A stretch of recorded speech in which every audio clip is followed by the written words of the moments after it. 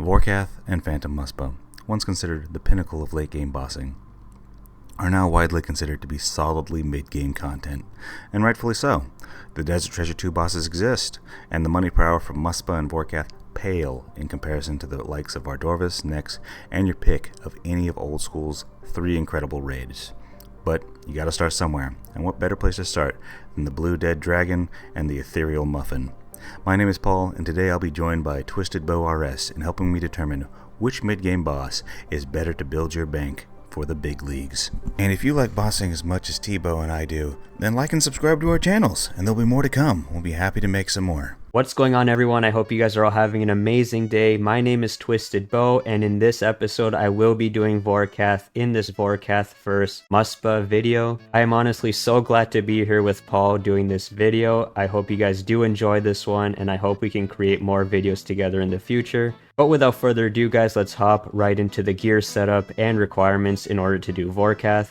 So the very first thing you would need to access Vorkath is complete the Dragon Slayer 2 quest, and on top of that you would need some decent GP to get a decent setup if consistent money is what you're after. So guys, starting with my gear setup from top to bottom, I am rocking the Serpentine Helm. That way I do not have to bring any anti-venom potions, and it also has some decent defense bonuses as well. I do have a Fire Cape and an Enchanted Salve Amulet, which you do need to get a bonus for killing undead creatures, and Vorkath is considered undead. I do have a Zamorak Blessing. I am rocking an Osmumten's Fang, a Fighter Torso because I can't afford the Bandos Tacet with this setup. I'm rocking a Dragonfire Shield, Bandos Tacets, Guardian Boots, Barrows Gloves, and a Berserker Ring imbued. In my inventory, guys, I do have a Bandos God Sword for the special attack. It does help a lot if you can afford to bring one. It is actually better than the Dragon Warhammer. I do have the Slayer Staff for one of the mechanics of Vorkath that I will be discussing soon. Bring an extended anti-fire so you take less fire damage. I do have 3 prayer potions. That's how much I do need per trip usually. And I bring a super combat potion. I did overload my health with an anglerfish before my trip, so make sure you guys do that. It does help a lot. I do bring sharks as my main food. You can bring manta rays if you want, but for me the cost is a little too much. And because I don't have a player-owned house pool, I do use someone else's portal. So I am on world 330, which is the house world, and I will be using their ornate pool to restore my stats. And I will have a Relica teleport to teleport back to Relica and get to Vorkath. And in my rune pouch, I do have the runes to cast Crumble Undead, which is again for one of the mechanics. For that spell you need air runes, earth runes, and a chaos rune.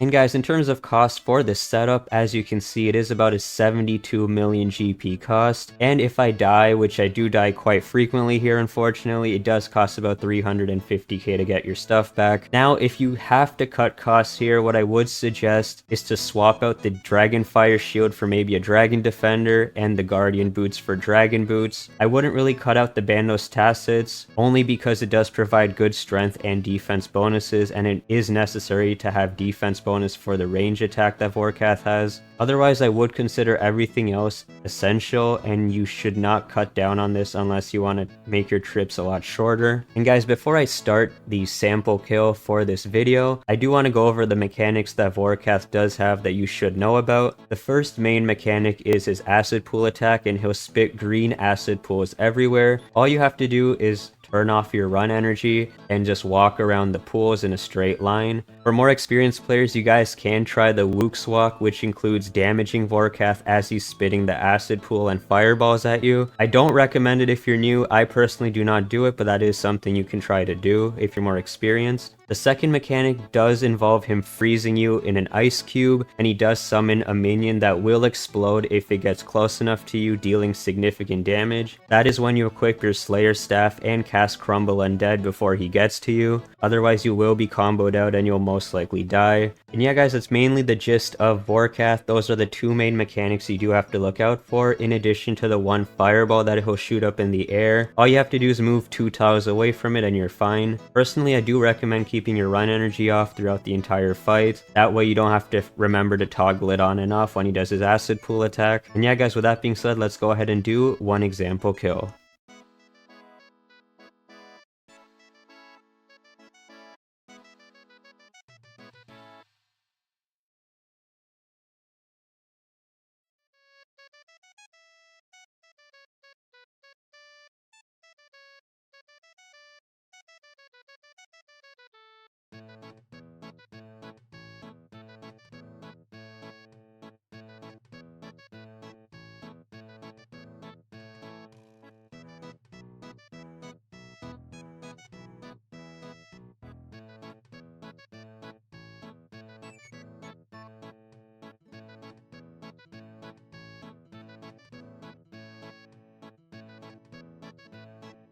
And guys, there is the kill right there. I'm sure you guys saw all the mechanics, and he does drop some decent loot. I only had to eat about 1 food there. And yeah, guys, I hope you guys do have some good luck here at this boss. I'm gonna go ahead and continue my 1 hour.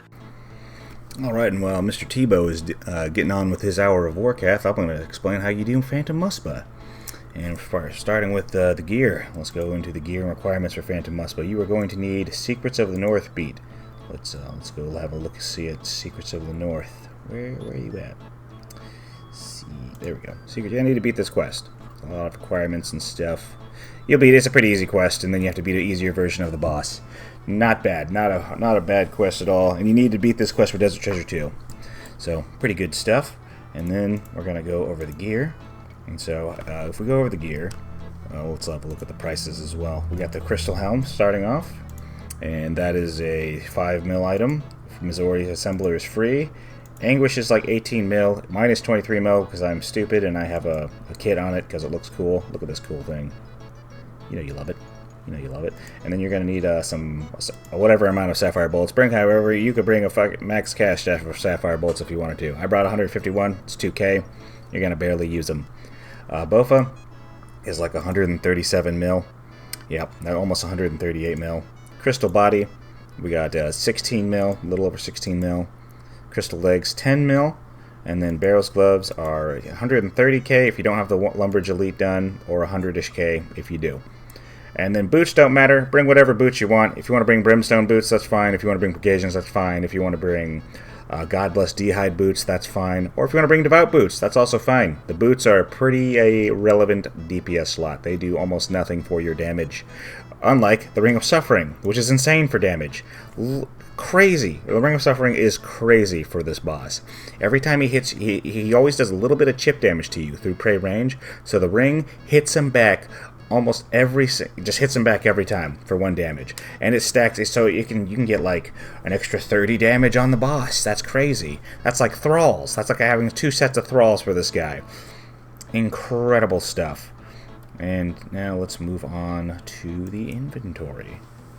So, yeah, this is also, it's like we're rocking a 200 mil setup. So for the inventory, you can bring any crossbow and any Book of Law, or any offhand that's ranged. So you can bring a Dragonfire Ward or an Odium Ward or a Twisted Buckler. It doesn't matter that much because all you're doing is you're using Sapphire Bolts E. And do not bring Dragon Sapphire Bolts E. Those are a waste of money, and they don't have a stronger effect or anything. All they do is because you can't damage him while his prayer shield's up. So you need to just damage his prayer. And the Dragon Bolts E and the Sapphire Bolts E have the same effect. They do the exact same thing, except Sapphire Bolts are 19 gold apiece, whereas the Dragonstone Bolts are closer to 600. It's either way, it's not a big amount of money, but you never know. You never know. Anyway, back to the inventory. So yeah, with the Rune Crossbow to shoot our Sapphire Bolts E, not Dragon Sapphire Bolts E. Book of Law or any offhand of your choice. You can use a Black Shield, Blessed D'hide Shields, Odium Ward, Dragonfire Ward, or Twisted Buckler. Doesn't matter. The offhand is, so you can bring this, or you can bring a Zarek Crossbow or something. I don't know. Totally unnecessary. You can just use this. Ranging Pot, Stamina. This is the range only method. We're not going to be maging them because it's going to be pretty difficult for you especially if you're first doing this boss. You want the easiest, most straightforward way to do this boss. And when you have 5-way to 4-way switches in your inventory, or even 6-way switches, you're going to bumble around. You're going to lose a lot of DPS, and it's going to make this boss way more frustrating than it needs to be. So we're just not going to worry about switches except for this for the prayer phase. 4 prayer potions, 3 to 5 prayer potions is fine. Any amount of food that heals 18 or more, so Corambwins and up are totally fine. I'm bringing a Desert Amulet 4 and a Ring of Shadows, but if you don't have access to these, like if you don't have the Desert Elite Diary done or Desert Treasure 2 done, what you can do instead is you can have your house built up a little bit and have a Weiss teleports in your house, and it'll teleport you right over to Weiss, right here, and then you can run over to the Salt Mine Cave, and it will literally pop you into a cave right over there, and you can come out right here. Whereas with the Desert Amulet 4, I can just teleport immediately with no house interface right to the Elidnus statuette, and then I can teleport right in front of the boss. Like literally right in front. Look at this. It's right there. It's literally right over there. So reset at will, teleport out if you're in danger. Super easy. And the next thing we're bringing is the Book of the Dead. We need the Book of the Dead to cast thralls. And that's it. You just have to bring this thing. Hopefully they release a quest where we don't need this thing anymore, or a diary requirement from Varlamore or something. You're like, oh yeah, you no longer need a Book of the Dead if you get like your elite Varlamore diaries done or something. Let's go. I'm here for it. I have high stats. I'm ready. And then we're going to have a look at the peek in the rune pouch. This combination of runes will allow you to cast all these spells. Don't worry about the Demon Drain spells. We're not touching those. But we are touching Mark of Darkness to make Greater Corruption twice as strong. So it'll smite like 15 prayer points over 15 seconds as opposed to over 30 seconds. Makes it twice as good. Twice as good, straight up. And then we'll have access to thralls, which will increase our overall damage and allow us to punch through those melee phases. And speaking of melee phases and phases in general, let's talk about the mechanics of the boss a little bit. So the boss has two phases. He has a range phase and a melee phase. Depending on which one he starts with, determines the order of his abilities. If he starts with the range phase, he's going to open up with a special. Sometime during the halfway point of the fight, he's going to go into a phantom phase, where he'll teleport all over the room, and there's a specific spot you can stand on where you are 100% safe from all the clouds coming in to attack you during the phantom phase. And if you're using a Bofa, you can attack him from every point in the room from this spot. If you're using a crossbow, you can't. You'll move around and you'll get hit by little clouds and stuff. And then he'll follow up that while he's in the ranging phase. He'll follow up with the next special attack, which is the spikes moving along the floor. Also, while this entire thing is happening, he is summoning spikes. Now let's talk about what happens when he starts in the melee phase. When he starts in the melee phase, the opposite will happen. Instead of doing the phantom attack first, he's going to do the moving spike attack first, and then he'll do the phantom phase. And then you'll still have to deal with the spikes around the room. And then the third special attack that's going to happen is when he gets low enough, is he's going to teleport to the middle of the room, and he's going to do a massive smash attack. And if that hits you, it can very well kill you. But as long as you hide behind the spikes that have been spawning around the room the whole time, you'll be 100% safe. And one more note, one more mechanic we haven't talked about, is when the Phantom Muspah is in his range green phase, where he's weak to range attacks, he can also throw out a random mage attack, where he grabs his head in a headache, and then throws this purple mage attack, and you have to pray mage against it, or he'll start smiting your prayer and do a bunch of damage to you. And once you deal with that, all those attacks, then he'll get super low and he'll go into his prayer phase, where you're going to need to equip your rune crossbow and your sapphire boltsy to smite his prayer. And this is also where you're going to use Mark of Darkness and Greater Corruption to start further assisting you in smiting his prayer. And once you smite his prayer, you return to the fight as normal. He's in the range phase for the rest of the fight. You just pray range and switch to mage randomly while you're waiting in case he does his headache mage attack. And then boom, you make like 200, 300k. Phantom Muspah is a great boss for money. It's also, I find him to be more enjoyable to do than Vorkath. But, you gotta try all the bosses. You just gotta try them all. Alright, I just reset my timer. I'm gonna go do an hour of Phantom Muspah kills. But first I'm gonna do an example kill for you guys. Let's fucking go. Get this going, that. Now we gotta do this. Pray melee, summon the thing, shoot him.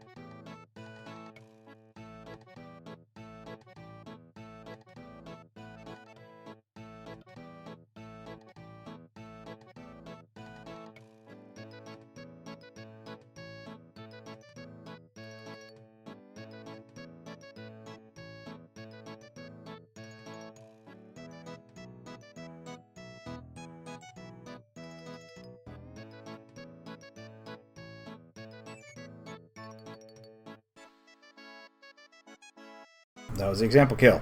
And guys, unfortunately, as I was banking, our timer did run out for the 1 hour, so this is all the tradable loot that I got, plus the Vorkath head that I did get earlier in the video. And guys, we got 1.6 million GP in 1 hour. Of course, it's going to be a little bit different once I get everything onto the Grand Exchange, so let me do that really quickly. And guys, after selling everything off, we did get 1,604,000 at 1 hour of Vorkath. This is an extremely consistent money-making method. You're not going to get something super expensive every kill. Now guys, just a quick summary of my trip. I did get about 14 kills in this 1 hour. I did 7 trips of 2 kills apiece. Sometimes the RNG just isn't there and I'm not able to do a 3-kill trip. Today was just one of those days. Doing some quick math, if we divide 1.6 mil by 14 kills, that means we got about 114k per kill, which is extremely good. In terms of supplies such as super combat potions, sharks, prayer potions, we did use about 250k in supplies, so if we subtract that from 1.6 mil, our final profit is 1,350k from 1 hour of Vorkath. Thank you once again to Too Small Paul for having me on this episode. I really hope you guys did enjoy it, and I hope he had good success himself. Take care everyone, and have a nice day. Well, I died. Alright, I got 13 kills at Phantom Muspah. If you look closely at the clip where I died, I would have got more money if I didn't die. But I still feel like I did pretty good. It's full disclosure. Tbow does not have max stats. I have 30 million Slayer XP, so I definitely have max stats. So keep the difference in the two numbers in mind. It's nothing crazy, but just don't be just like one's way better than the other, okay? Just because the numbers are a little different. There's a lot of factors here, and we'll go over that in a little bit. But for right now, I'm just going to go over just exactly how much money I made from Phantom Muspah and the profit potential for Phantom Muspah, because I should have been doing this for at least 6 hours if I wanted to make some real money here. But I didn't. And it shows. If we put it in here, I made 1.9 mil, and I used about 300k in supplies, and from anglers, ranging pots, and prayer pots. And most of that went to prayer pots, if we're being honest. So I made more like 1.6 mil. So a little bit better than Tbow. And this is pretty. And the kills at this boss are pretty long. It takes forever to kill this guy. You're talking like 4-minute kills and stuff. So a lot of the time, in a full Bofa set. And But here's the thing. This is 2 mil in just garbage, right? None of this stuff is super great. If I ripped a Venator Shard, that's 13 mil. And if I kept going at the pace I was going to see a Venator Shard about every 6 to 7 hours. If that had happened, I would have gone to immediately 4 mil per hour after everything. It would have increased my gold per hour by 2.5 mil. That's crazy. And Vorkath isn't like that. He doesn't have a good item like that. His most valuable item, the Skeletal Visage, is 6 mil. And so that's less than half that of a Venator Shard. So, but Vorkath is great stable money. You don't have to boom or bust, but Phantom Muspah is also great for stable money, and you can get a boost to the bank every once in a while. I love this boss. He's pretty fun to do. He's like Alchemical Hydra without needing to be level 95 Slayer. That's the kind of money you could be making here. If all you have to do is just rip a Venator Shard, and you are deep in the profit, baby. But we'll do a proper comparison and see like what boss feels better to do and stuff here. Yeah, it'll be good. Vorkath or Phantom Muspah? Which one's better? Well, clearly Phantom Muspah made more money. But why? One, I have higher stats than Tbow, and I think he did a great job showcasing how to do Vorkath and how much money you can really make, even if you have lower stats. I have 30 million Slayer experience. There's no two ways about it. My stats are going to be maxed. It is what it is. And if I think if our spots were swapped, I think he would have come up ahead on Phantom Muspah as well. It's just recently there's been things happening with Phantom Muspah's loot table that has made it extremely profitable. That being the wilderness updates, making some good use of the Venator Bow, and the Venator Bow being useful in the Fort Coliseum, being basically required. And also the Venator Bow is extremely useful at the Whisperer. So the Venator Bow has just opened up all kinds of places all over the game. Because before these updates, which are pretty recent updates, I don't think Phantom Muspah was a better boss than Vorkath, even accounting for Venator shards. But now if you account for them, it immediately increases your profit per hour by 2.5 mil. It's great. It's insane. And even if you like adjust Twisted Bow's stats to max, I think Vorkath and Muspah would have evened out money-wise. I think he could have easily made up for the 300k difference on this, the pure alks and just raw profit that each boss drops consistently. But no matter what Twisted Bow could have done, it would have never been able to account for just any Venator shard drop. And on that alone, Phantom Muspah wins. Phantom Muspah is pretty much alchemical Hydra money that you don't need 95 Slayer for. He's a great boss, and if you mained him, if you did him for 6 hours straight, you'd be expected a Venator shard. You'd be owed a Venator shard every 6 to 7 hours, especially if you were in max gear, which I'm not. I'm not in max gear, so it could have been a lot better. But I think overall Phantom Muspah wins this one. But Phantom and Muspah and Vorkath are still going to be kings of mid-game money making. They're still both better than Zulrah and any other boss that's in the same realm. They even beat out a lot of the Desert Treasure 2 bosses. The only exceptions are like a lot of the Wilderness bosses are more profitable, and like Vardorvis is more profitable, and then only raids really beat them. So they're still great money makers, and they're great ways to get into PVM. So that's the final verdict. We're gonna go with Phantom Muspah on this one, for me at least.